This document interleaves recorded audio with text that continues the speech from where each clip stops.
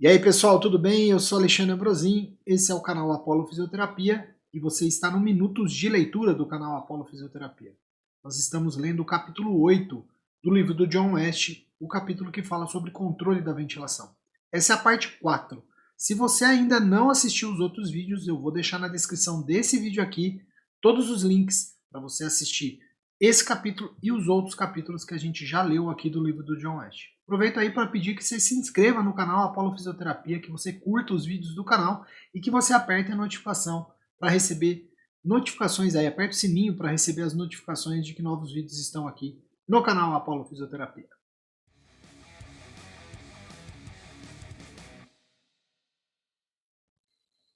Tá dado o recado, pessoal. Vamos aí, se inscrevam no canal Apollo Fisioterapia. Muitos dos que estão aqui com a gente não se inscrevem no canal, então eu conto com a sua inscrição. Vamos lá, vamos dar continuidade aqui. Nós vamos falar hoje sobre respostas integradas. Então é a resposta do CO2, resposta do O2, resposta ao exercício do sistema respiratório aí, né, da ventilação. Então vamos lá. Resposta ao dióxido de carbono. Então, o fator mais importante no controle da ventilação em condições normais é a pressão de CO2 do sangue arterial. A sensibilidade deste controle é notável. No decurso da atividade diária, com períodos de repouso e exercício, a pressão de CO2 arterial provavelmente é mantida dentro de 3 milímetros de mercúrio. Durante o sono, ela pode subir um pouco mais. A resposta ventilatória ao CO2 normalmente é medida fazendo o indivíduo inalar uma mistura de CO2 e re-respirar, né, seria novamente respirar de centro de uma bolsa, de tal modo que a pressão de CO2 inspirada eleve-se gradualmente. Em uma técnica, o paciente re-respira de uma bolsa que é pré-enchida com 7% de CO2 e 93% de O2. À medida que ele reinala, vamos falar assim, né? Tá escrito re-respira, mas é estranho. O CO2 metabólico é adicionado à bolsa, mas a concentração de O2 permanece relativamente alta. Nesse procedimento, a pressão de CO2 do gás da bolsa aumenta a taxa em cerca de 4 milímetros de mercúrio por minuto. A figura 8.4, que está aqui na página 118 do livro, ela mostra que o resultado dessa experiência, nas quais a mistura inspirada foi ajustada para fornecer uma pressão de O2 alveolar constante. Neste tipo de experimento, com sujeitos normais, a pressão de O2 e CO2 correntes finais alveolares são geralmente admitidas como refletindo os níveis arteriais. Pode-se ver que com uma pressão de O2 normal, a ventilação aumenta cerca de 2 a 3 litros por minuto para cada 1 milímetro de mercúrio de elevação de CO2. Então, aumenta a ventilação de 2 a 3 litros por minuto a cada 1 milímetro. O abaixamento da pressão de O2 produz dois efeitos. Há uma ventilação mais alta para uma dada pressão de CO2 e também a inclinação da linha torna-se íngreme. Há considerável variação entre os indivíduos. Outra maneira de medir o impulsionamento respiratório consiste em registrar a pressão inspiratória durante um breve período de oclusão das vias aéreas. O sujeito respira através de uma cânula oral conectada a uma caixa de válvula e o orifício inspiratório é dotado de um obturador. Esse é fechado durante uma expiração, o indivíduo não sabendo disso, de modo que a primeira parte da inspiração seguida é contra uma via ocluída. O obturador é aberto após cerca de 0,5 segundos. Pressão gerada durante o primeiro 0,1 segundo de tentativa inspiratória, conhecida como P01. Isso é muito utilizado na ventilação mecânica. É tomada como uma medida de estimulação do centro respiratório. Isto é, em grande parte, inafetado pelas propriedades mecânicas do sistema respiratório, embora seja influenciada pelo volume pulmonar. Esse método pode ser usado para estudar a sensibilidade respiratória à hipóxia pelo CO e também outras variáveis. Uma redução da pressão de CO2 arterial é muito eficaz para reduzir o estímulo para a ventilação. Por exemplo, se o leitor hiperventilar voluntariamente durante poucos segundos, constatará que não há nenhuma necessidade de respirar por um breve período, né? Então, é o que ele propõe até que você faça isso. Um paciente anestesiado frequentemente parará de respirar durante 1 minuto ou mais ou menos, se primeiro for hiperventilado pelo anestesista, né? A resposta ventilatória ao CO é reduzida pelo sono, pela idade e fatores genéticos, raciais e personalidade.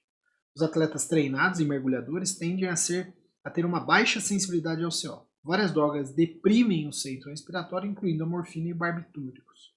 Os pacientes que tomaram overdose de uma dessas drogas muitas vezes têm acentuado a hipoventilação. E a resposta ventilatória ao CO também é reduzida se o trabalho de respirar for aumentado. Isso pode ser demonstrado fazendo indivíduos normais respirar através de um tubo estreito. A estimulação neural do centro respiratório não é reduzida, mas ela não é tão eficaz para produzir ventilação. A resposta ventilatória anormalmente pequena ao CO e a retenção de CO2 em alguns pacientes com doença pulmonar pode ser explicada em parte pelo mesmo mecanismo. Então, nesses pacientes, reduzir a resistência das vias aéreas com broncodilatadores muitas vezes aumenta a resposta ventilatória. Há também evidências de que a sensibilidade do centro respiratório é reduzida nesse tipo de paciente. Conforme vimos, o principal estímulo para aumentar a ventilação quando a pressão de CO2 arterial se eleva vem dos quimiorreceptores centrais, os quais respondem à concentração aumentada de hidrogênio e líquido extravascular cerebral, junto com receptores. Um estímulo adicional vem do quimiorreceptor periférico por conta do mesmo tempo da elevação do PCO2 e da queda do pH. Muito bem. Resposta agora ao oxigênio. O modo pelo qual uma redução da pressão de O2 no sangue arterial estimula a ventilação pode ser estudado fazendo o indivíduo respirar uma mistura gasosa hipoxêmica.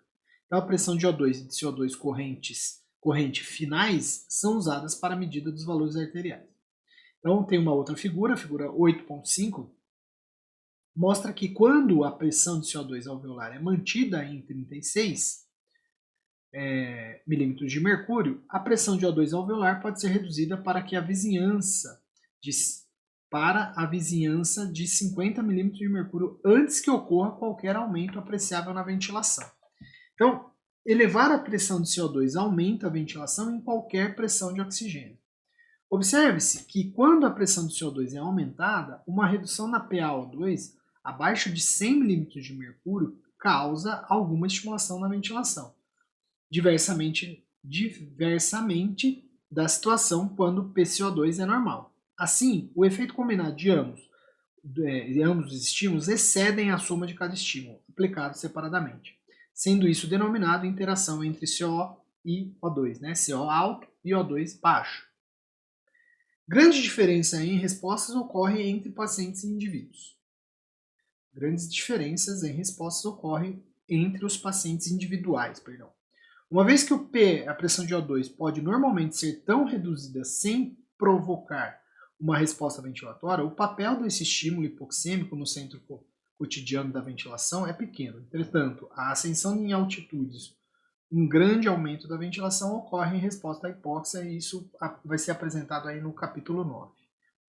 Em alguns pacientes, em doenças pulmonares graves, o impulso hipoxêmico para a ventilação torna-se muito importante. Esses pacientes têm retenção crônica de CO e o pH do seu líquido extravascular cerebral foi trazido de volta quase ao normal apesar da PCO2 elevada. Assim, eles perdem maior parte do seu aumento no estímulo pelo CO para a ventilação.